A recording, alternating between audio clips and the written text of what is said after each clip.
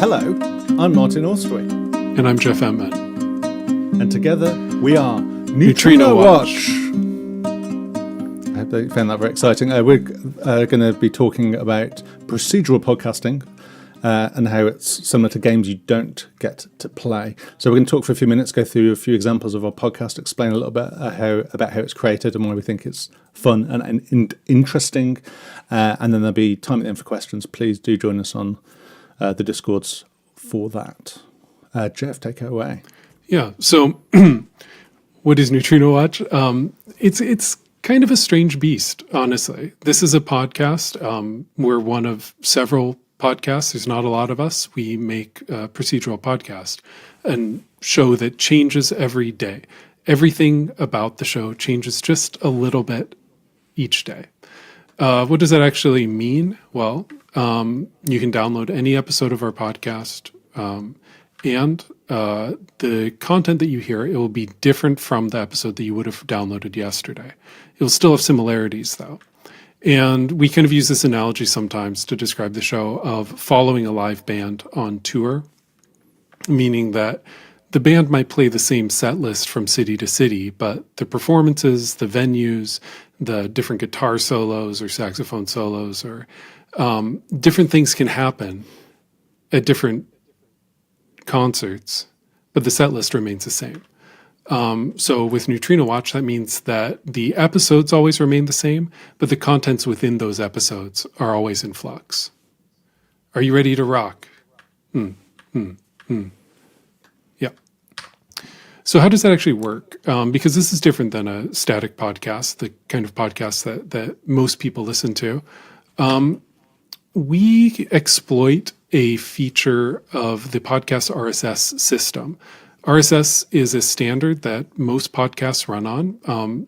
It's a very simple standard, and it is essentially just a special text file that contains a list of hyperlinks to MP3s that exist somewhere on the internet. Those MP3s are individual episodes. And there's nothing in the way that RSS works that prevents you from, say, swapping out those MP3s on a 24-hour cycle or as much as you'd like. There's really nothing there that says that the MP3 has to always stay the same. And so we exploit that. The way we do that is by writing computer code that systematically goes and rewrites the MP3s that are on our feed every 24 hours. And once that 24 hours is up, then those episodes are deleted forever. How does that actually work, Martin? When we started making Neutrinowatch, we had to learn a lot of new skills. We are both audio people. We're used to working in these things called DAWs, digital audio workstations, where you can cut audio, line it up, stick it together, fade it, make it louder or quieter. You can add effects to it, like echo and equalization, pitch shifting it, distortion, anything you feel like. And often you'll be layering speech with music and ambience and all sorts of other things. So when we started making Neutrinowatch, we had to pivot from the sort of space age looking DAW that you see on one side to what coding looks like, which is just a big page of text. And largely what we've done is been able to use existing tools and build our own tools that let us do all of this stuff, with the addition of a couple of other things that we wouldn't typically use making a regular podcast, like text-to-speech, which is such a useful tool because it means we can create huge variations in the text and not have to record us or an actor saying a million different variations. We're not like Larian Studios. We haven't got the budget for that. It's just the two of us. And also, it's made it pretty easy to generate transcripts because the podcast is changing every day. For most of the episodes, the transcript changes every single day, and having code which does that is super useful. So that's how we make it. What is the podcast itself? Well, it's mostly an anthology show. We use it to explore all sorts of different ideas around procedural audio, from the fairly straightforward to the frankly ridiculous. And we're going to go through some examples here. There's a couple of examples that are on the feed, and we're going to go through a couple of examples that are works in progress that we're excited about coming to fruition. So the first one is Dear John. I think this is quite a nice example of how a Neutrinowatch episode can work. And the backstory to this is Wendy is an AI. She lives on the South Pole. in a research station with her friend John Wells, the scientist.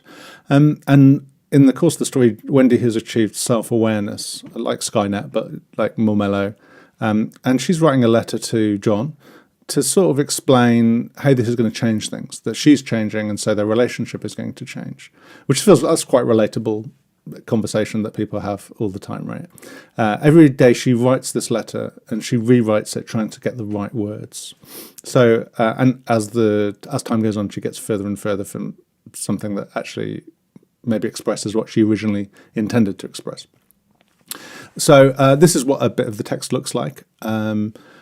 At the beginning of the month, it starts with a template like this. The template changes every month, and every day the code will modify the text. I'll talk about that in just a second. But let's just focus on this episode, which is taken, I think, from the 2nd of a month. So it's pretty close to the original.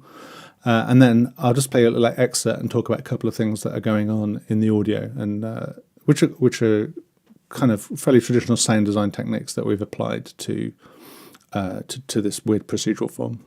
Okay, so here's the sample. This is about a minute long.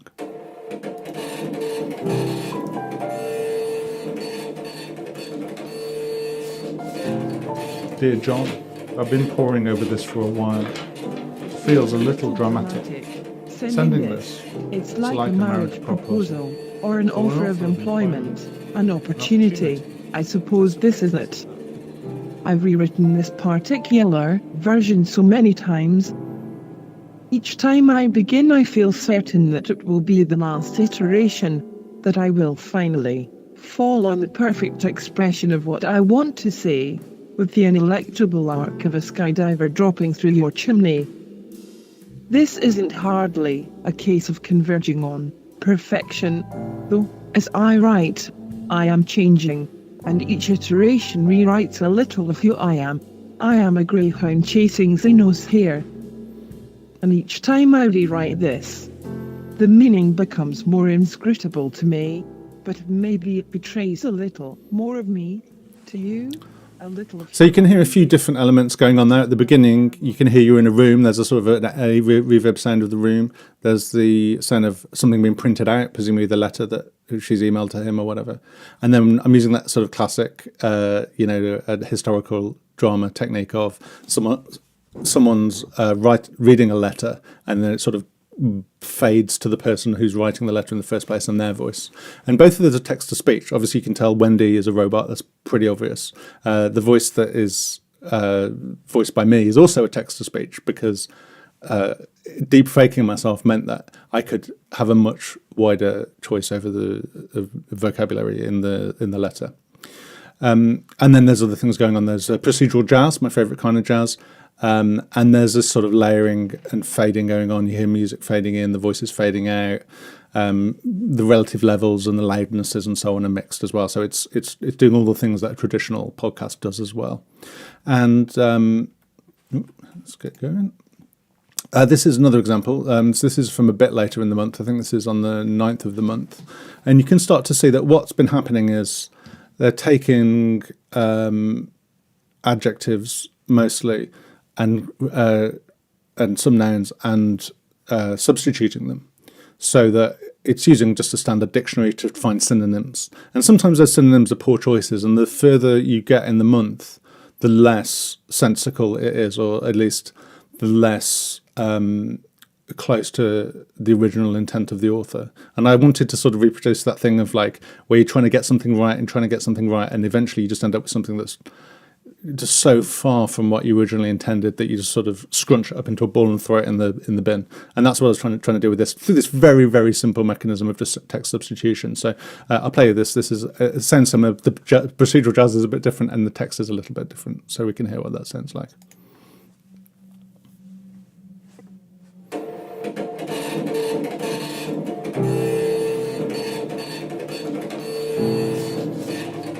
Dear John, I've been poring over this for a piece. Feels a small striking. Sending this, it's like a marriage offer, or a whirl of work, an opportunity. I suppose this is it.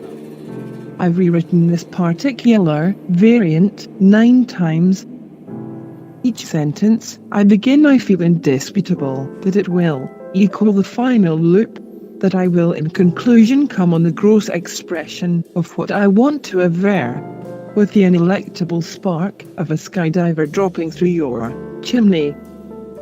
This isn't just now a case of converging on Peregrine, though, as I write, I am changing, and each iteration rewrites a rebuff of who I am. I am a greyhound chasing Xenos here. And each meter, I rewrite this. The substance becomes more Spell checker recognised noticed something that I didn't, which is I don't know how to spell ineluctable, or even exactly what it means. I should use more sensible words.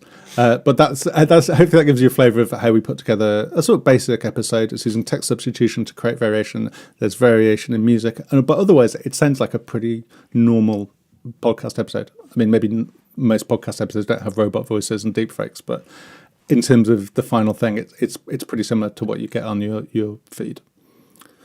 So I'm going to hand over now to Jeff to talk about one of the projects, published projects on the feed that he created.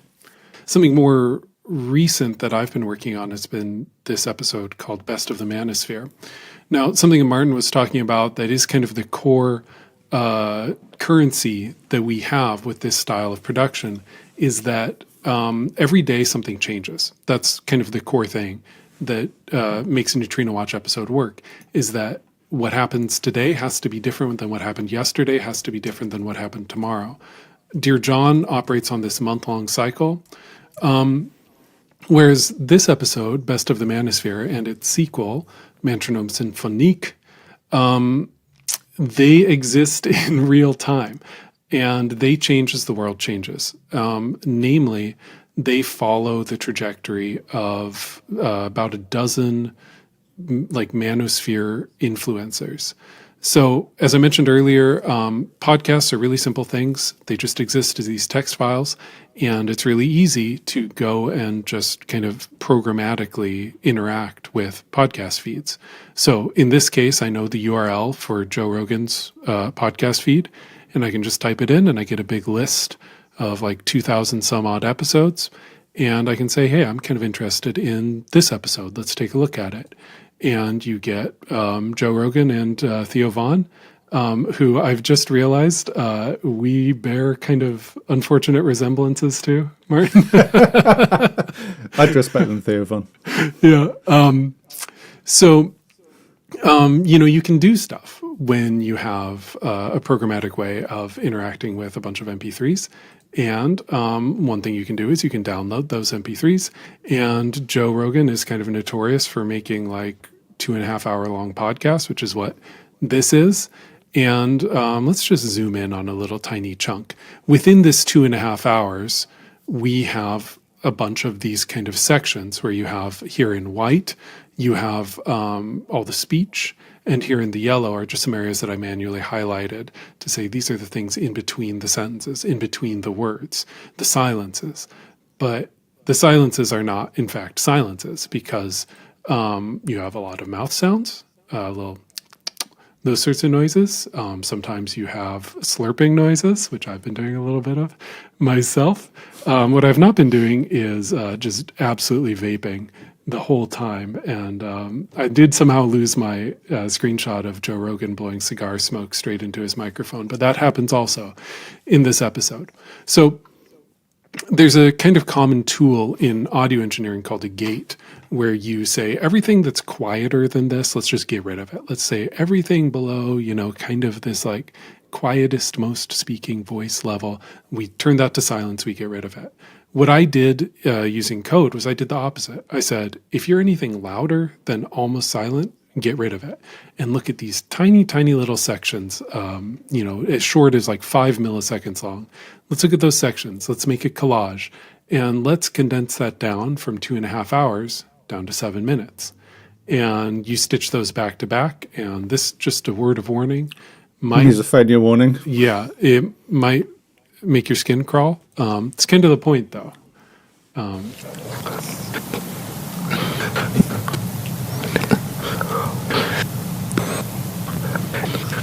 So I won't play you the full 7 minutes here, but this goes on. So how is this an episode? Well, it's an episode that is fundamentally meant to be an insult to the kind of movement in the manosphere of people who have what I would consider a very abhorrent worldview and philosophy. So the kind of gist of the episode is that we have Wendy, our lovely like AI co-host, or like pseudo AI because we type all of her dialogue, fake AI co-host, introducing to the listener a new convenience thing. Are you tired of, having to bore through like 3 hours of Joe Rogan to get to all the good stuff? Like, listen to our supercut of all the most important parts of the latest episode of your favorite manosphere influencers. So I took this episode. This one was from the 30th of March. It's a different episode, and we have a bit of soothing music. We have a bit of Wendy introducing the show, and then we fade to these mouth sounds. And as we get further and further into the episode, more and more layers of things kind of bubble up throughout the left and the right. And you just kind of get lost in this sound bath of what should be horrible noises, but somehow can kind of turn into something new in this new context,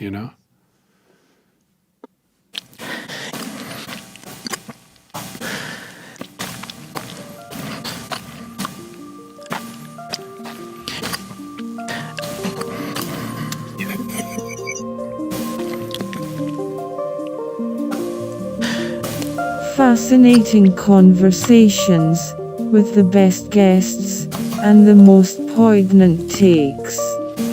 I've excerpted the best moments from the Culture War podcast with Tim Poole from an episode called British Comedian Arrested Over Jokes. So we go into this mouth sound collage, and then like if I fast forward a little bit, here we have them kind of coming in from the sides now too, which is kind of nice. And then Wendy says goodbye to you, and the episode ends.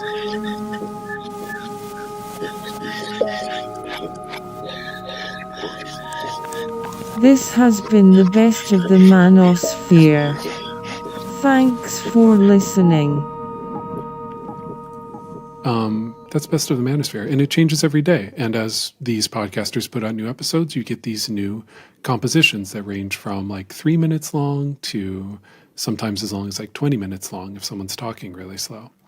So we published this, and then soon after that, Martin published his remix of the episode.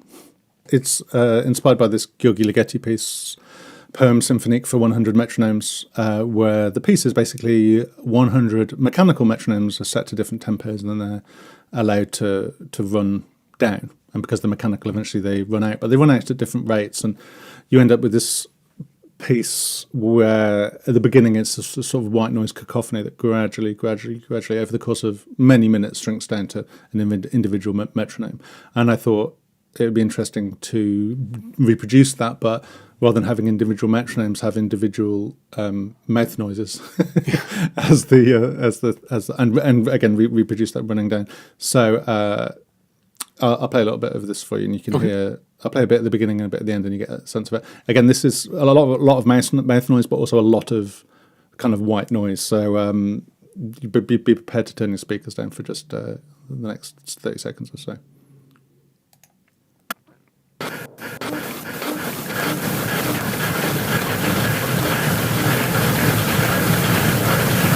So I'll skip ahead a bit.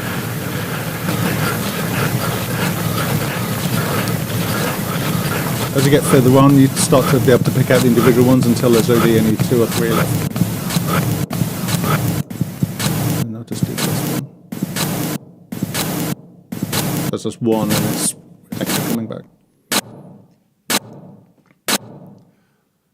So and that's it. Yeah. Like Best of the Manosphere, this one uses the same samples that we used for that episode. So it's just a day-by-day remake of the previous episode on the feed, which is kind of fun. It's our first remix episode, but I think we should do more of these. Yeah. They're very easy. Comparatively. So that's one thing you can do with this stuff. Let's talk about it in a totally different vein, which is something that I'm working on right now, which is this kind of overly ambitious project called The Garden. And this takes a really It's different... like a cross between Cones of Dunshire and Dwarf Fortress, right? Yeah. Yeah. I think about Cones of Dunshire about so many things in my life, Martin. I just want to show you where I went to college. It's actually very close to where Martin lives now, but this is the United States. This is Washington State. This is Washington State. Seattle's kind of in the middle left down there, and about an hour and a half north of there is the Skagit Valley. Zoom in on that. We have Bellingham here in the middle, and the Canadian borders just to the north of this image. This is where I went to school, downtown Bellingham, and then this neighborhood just right next to downtown Bellingham, which is called the York District of Bellingham, Washington. And this is where I lived when I was 19. This was the first time I'd ever had a house, I'd ever lived in a house that wasn't my parents' house. And it was a very significant time for me, and it's a time I think about a lot. And so I wanted to use Neutrinowatch to kind of address my feelings about this neighborhood, and specifically about paths and kind of layers of existence and ways you can be that aren't necessarily the choices you've made in your own life. So I started mapping out the neighborhood in code and representing things in terms of these icons that have like layers of meaning behind them. So the blue stuff is roads, the brown stuff is empty lots, the green stuff is like gardens and parks, and there's businesses, and there's certain landmarks that I've marked with these apples here. And then I lived right down here where this star is. We can zoom in on that. I lived right down here on Lakeway Drive.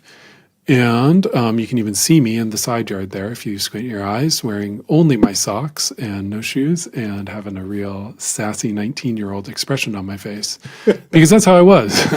And this is the backyard here. And I've kind of imagined, I lived in the red house, I've kind of imagined sometimes when I'm like trying to fall asleep, like I'll have this like vision of my life as if I had never moved out of that house. This was 2008 and 2009. And my whole time there was kind of, it was strange. It was a strange time and significant time in my life. And so this is a piece about me as if I'd never moved out. And me as if I'd never moved out, I imagined that I would plant a garden here in the backyard, maybe in a greenhouse, maybe not. The garden would be 4 rows long with 4 pots in each row. And I would just plant stuff in there until the plants died, or I could harvest the seeds or something else. So the line continues from this age of 19 to like 15 some years later. And now I'm here doing different plant stuff, still living in the same house the whole time. And what I've done is I've built this simulation of a life that I don't live. The simulation runs a parallel to our existing time. So like I was looking at the data from the 24th of October, 2025. That's day 6,262 of the simulation. And on this day, it was windy. And like the bigger map that I showed you, this also is a map, and there's meaning layered into this very simple looking diagram.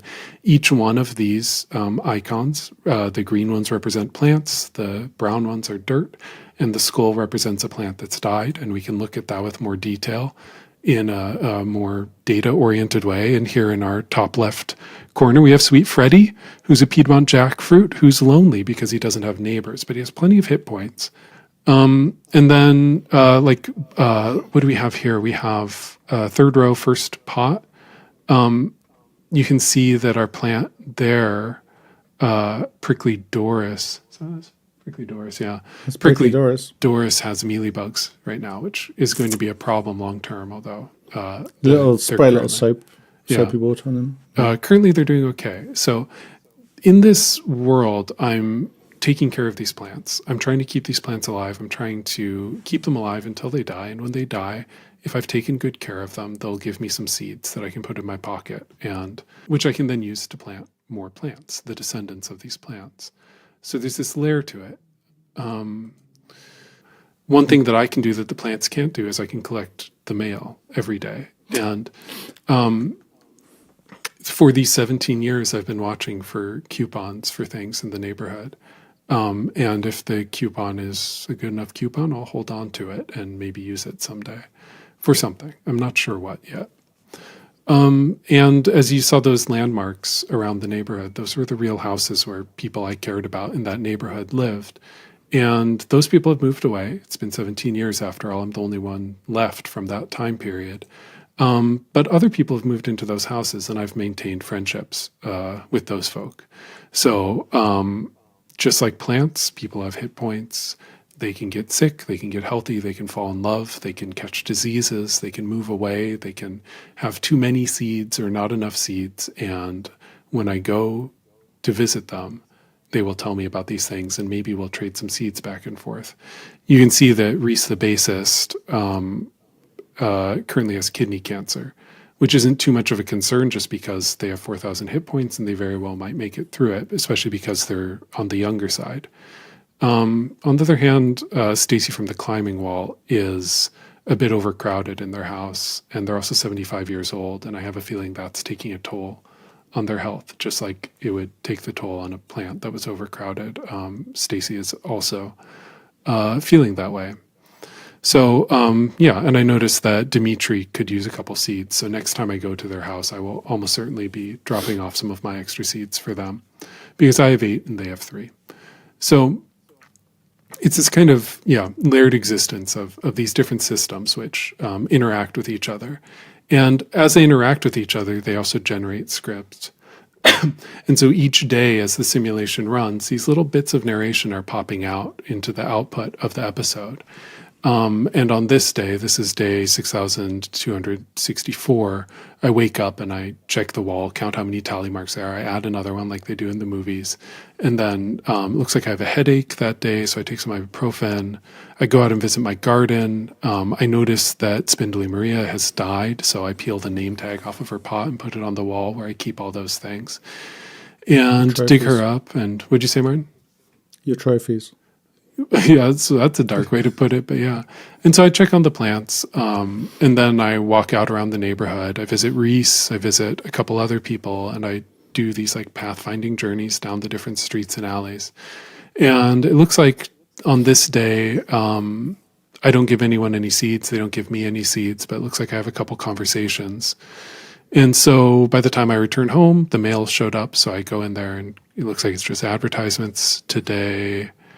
And I checked my pockets, and I woke up with 8 seeds, and I went to bed with 8 seeds. But who knows? Maybe tomorrow will be different. So this is an episode that's work in progress. It is like a garden in that it contains a multitude of bugs right now, some charming, some not so charming, some typos, some actually breaking things. So this is a huge pain to work on, but it is very... I guess I would say like kind of spiritually important to me to work on this piece.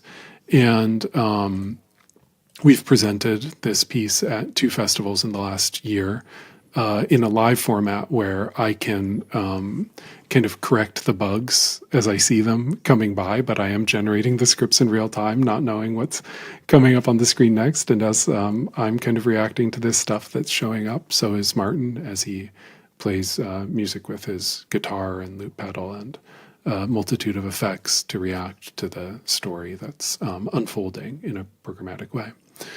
So that's the garden.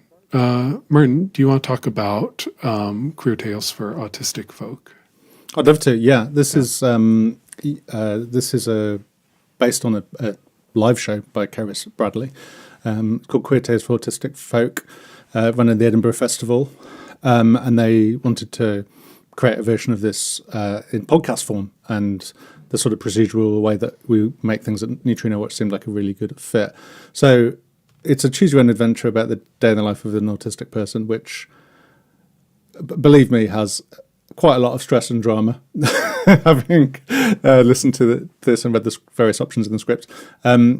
And because it's a podcast rather than a live show, in the live show, the audience gets to choose which option they want to do. Podcasts aren't interactive. It's very hard to make them interactive. So our Python code is picking the path. So much like the garden, this is a game that you don't get to play. You get to sort of, it's like an actual play where the player is a computer, I guess.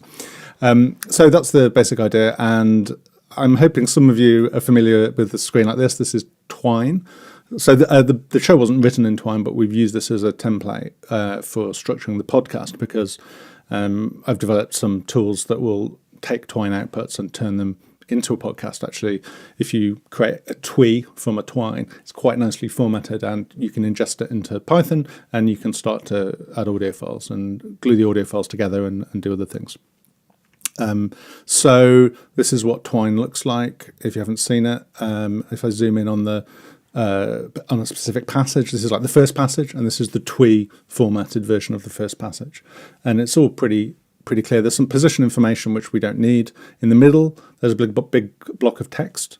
Now this episode is not using text to speech, but that's just to kind of guide us and remind us where we are in the story as the designers. And then at the bottom, you've got these 3 different options, which if you were playing a Twine, you'd see these as clickable links. They're places you want to go to next. And at the top, there's a few other pieces of information where we're using the variables kind of framework in Twine, which is really, really useful. So you've got like a file name variable to say, okay, for this passage, you want this bit of audio, grab it, and then glue it in. There's all these other variables that we're starting to play with to say if multiple passages take place in a particular space or mood, then you could assign like a piece of music to everything where bed is true, and a particular background noise when bedroom is true, for example.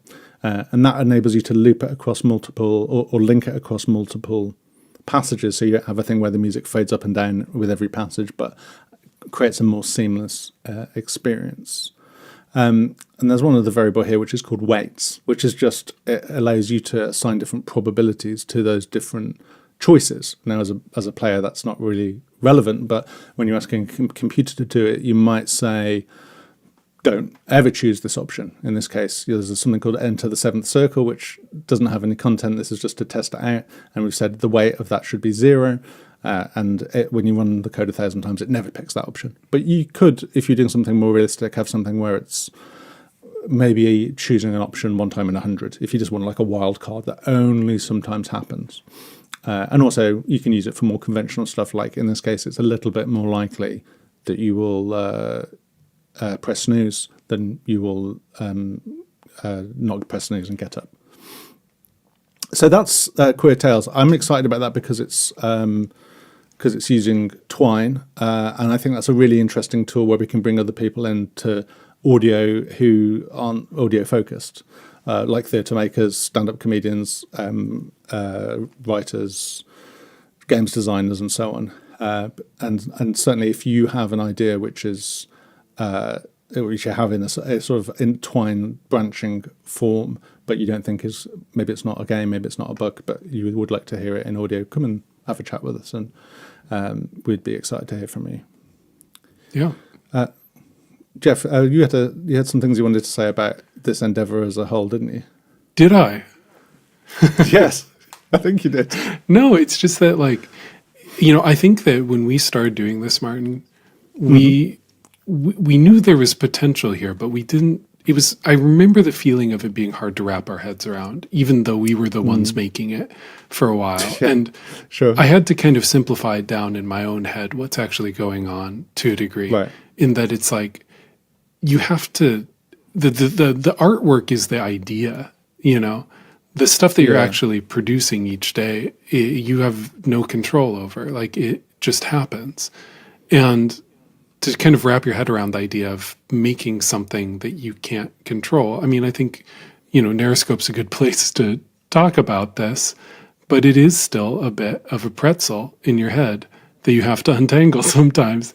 And it's really fun, though, when you get one of these ideas to be like, oh, wait, this could be a Neutrinowatch. This could be a Neutrinowatch. And they take forever to produce. Maybe what's a bit novel really about this rewarding for people is that, like, maybe you're used to designing things where people do have agency, and maybe audio is a small part of it. So if either of those things is like interesting, you're like, well, I've always wondered about this, or maybe this sparks some ideas, then cool, and chat to us.